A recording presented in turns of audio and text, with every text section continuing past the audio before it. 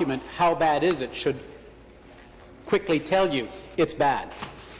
Ontario's current fiscal situation is revealed in this document that talks about how did the province end up so deep into debt. It starts off by saying in the last fiscal year, the government of Ontario spent $10.5 billion more than it collected in revenue.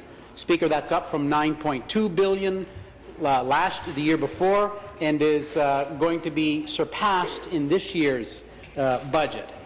The deficit will increase the province's net debt to $267.2 billion. To service this debt, Ontario will pay $10.6 billion in interest payments or interest on the debt.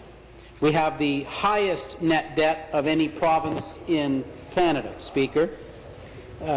The Auditor General told us recently that our individual amount of money that we owe, each Ontarian owes, is over $20,000, and it will hit $24,000 in the next 2 years. Speaker, the Chamber of Commerce, not only did they produce a document called How Bad Is It?, they only recently came out with their annual Emerging Stronger document to talk about Ontario's path from recovery to growth, but our path has veered in a terrible trajectory this year, Speaker. In a global context, people were asked, members, there's 60,000 members were asked, do you believe the Ontario economy is going in the wrong direction, in the right or wrong direction? So here's how many thought the economy was going in the right direction. In 2012, it was 41%. 2013, it grew to 42%. But this year, last year, it tumbled to 29%. Speaker, that's where the economy, that's how many people in the Chamber of Commerce membership think the economy is headed in the right direction. So the next question they asked is, how confident are you in the Ontario economy right now?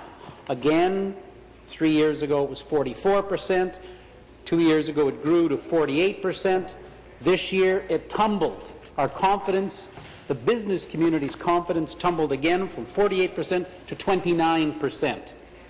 This is very, very serious, Speaker, when you've got these kind of numbers coming out from the job creators in Ontario. Now, sadly, there are 2,700 fewer businesses in Ontario last year than the year before, and we can look directly to a couple of the areas. Why, Speaker? Number one, we have the highest industrial power rates in all of North America.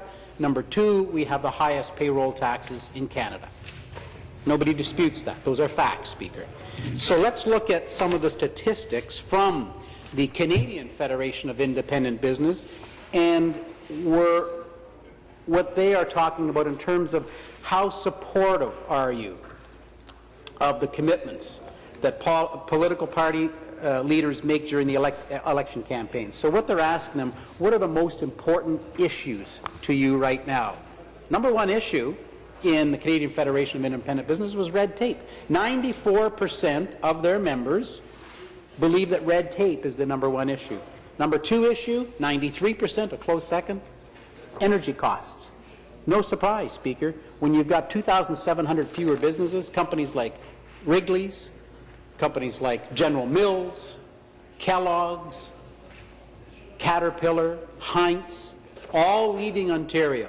They still make chewing gum, they still make baking products, they still make cereal, they still make earth-moving equipment, they still make ketchup, just not necessarily here.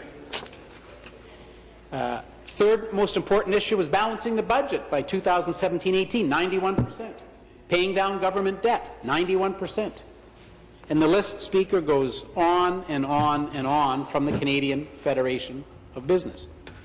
With respect to their main cost pressures on business, when they're asked what input costs are causing difficulties for your business, here again, tax and regulatory costs, number one issue, red tape.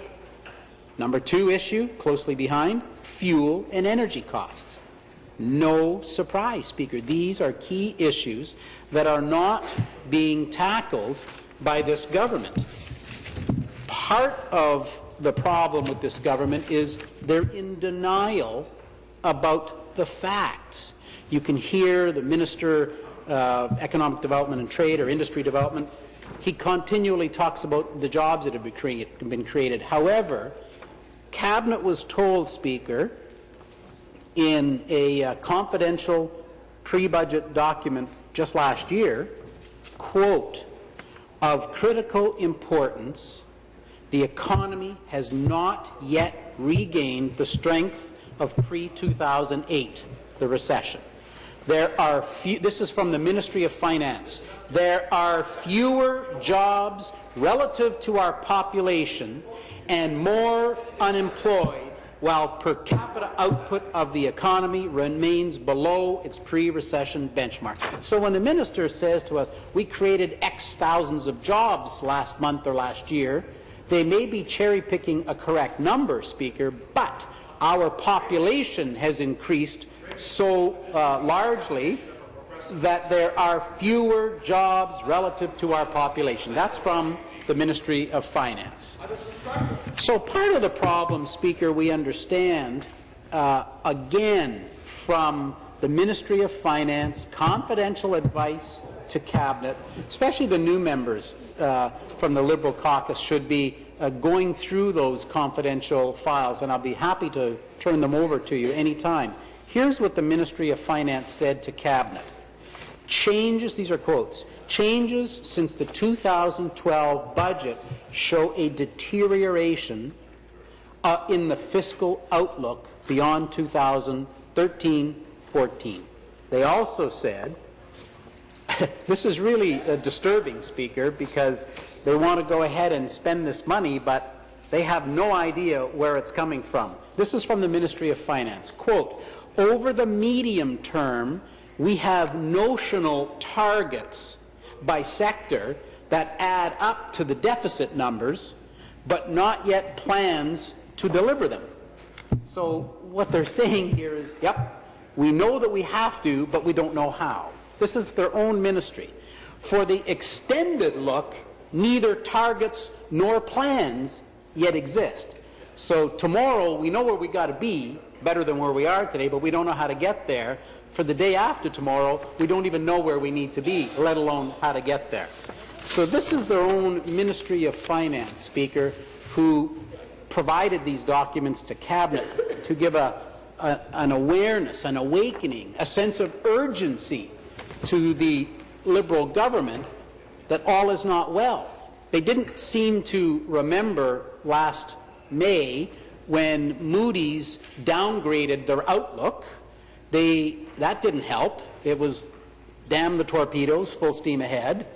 They didn't seem to react adversely when Fitch downgraded our credit rating. They did not seem to react with any changes whatsoever, Speaker, to when Moody's had a negative outlook only a few weeks ago. This followed very shortly after the Auditor General said in December of 2014, folks, you got to change the way you're headed. Your deficit is growing. Your debt is the highest it's ever been. In fact, it's doubled in the 11 years the Liberals have been in power. You've got to take drastic action and change the direction you're headed. The Auditor General, the Bank of Canada, the Canadian Federation of Independent Business, the Ontario Chamber of Commerce, all of these organizations, Auditor General, their own Ministry of Finance are telling the government, you've got to stop what you're doing, turn the ship around and head in the right direction. And sadly, we haven't seen any change in direction from this government, Speaker. Thank you.